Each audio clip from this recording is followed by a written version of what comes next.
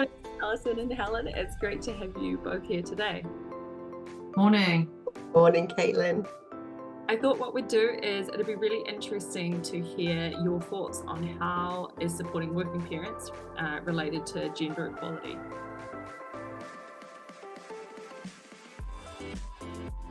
I think that's a really interesting question. So over the years we've looked for a lot of research, and one of the particularly interesting pieces came from the University of Bristol, and they took an enormous amount of data over decades across multiple countries, and their interest was, the question they were posing was, what is causing the gender pay gap? So using quantitative data, they found that there was a really strong link between the gender pay gap and having a child. So there's a strong link between fertility and the gender pay gap.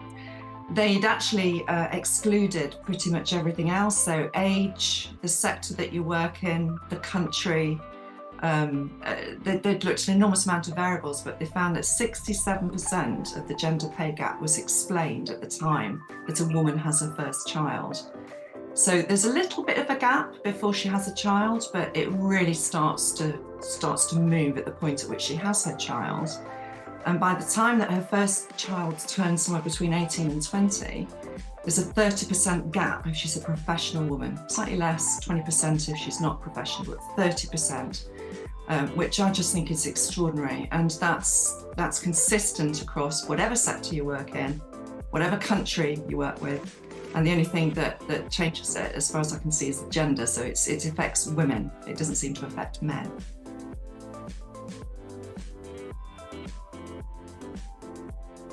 Perhaps before I answer that, there's sort of a link between what Womba's doing and what that research is telling us, because what could easily happen is this then becomes a woman's issue that needs to be fixed by women.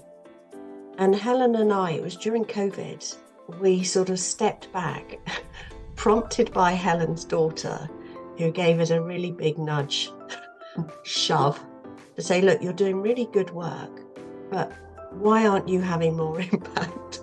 When Helen and I looked at each other and thought, yeah, good point. We know we do good work. We know we make a difference, but how could we have more impact? So during COVID, we started just to have a look round. When Helen founded Womba back in 2015, it was all about evidence and taking an evidence-led approach to the work we were doing. So we thought, let's go back into the evidence. Let's see what might have shifted between 2015 and 2020. And we started looking to see what research, what data, what evidence was available to help us understand better the experience of working parents in an organisational context. And you know what, there was quite a bit in Australia, quite a bit from the States, quite a bit from Scandinavia. We could barely find any research in the UK. So we thought, how can we have more impact and be effective, more effective, when we don't even really know what the starting point is for this, what the challenges are faced by working parents? And I think the leap that we made was, we don't want this just to be about mums. We don't want to just understand that this isn't a mums issue. This is an organisational issue and a societal issue about how we better support working parents to address the gender pay gap and get better gender equality. So both Helen and I did our executive coaching qualifications and accreditation through Holt Ashridge. So we went back to Holt, and we've been so fortunate to work with two amazing research fellows there, Karina Schofield and Lee Waller.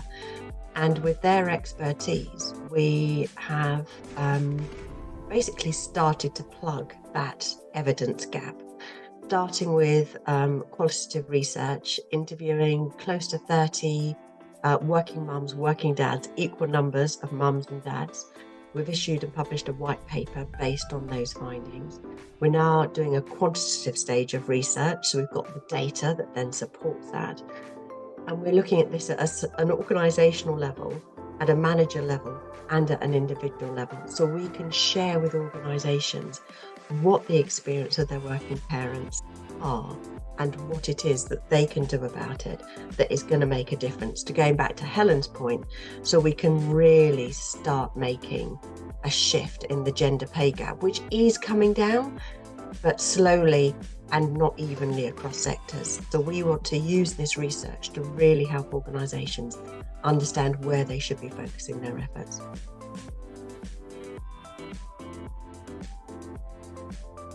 If parents want to get involved in the research, you'll see on our website, wambagroup.com, on our banner, there's a link through to the quantitative research study, so they can then take part in that.